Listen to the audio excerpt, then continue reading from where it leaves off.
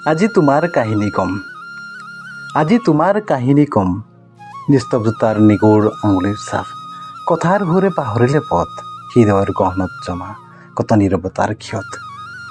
পুৱাৰ আলোকত হাঁহিৰ ৰাগিনী, আজি কিয় পৰিত্যক্ত স্বৰলিপি। তোমাৰ চকুত লুকাই আছে কাৰ গোপনীয়তা, য'ত শব্দৰ জন্মই মাথো নীৰৱতাৰ বাবে। বতাহৰ কান্দোনত শুনো অস্ফুৰিত কথা, পুৰণি স্মৃতিৰ পাতত জীৰ্ণ আখৰৰ খলকনি।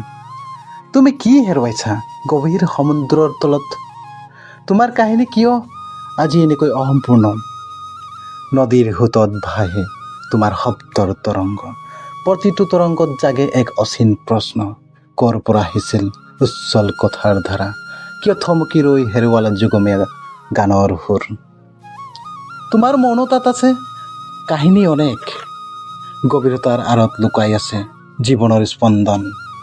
তোমাৰ নীৰৱতাত শূন্য অধীৰ ধ্যান।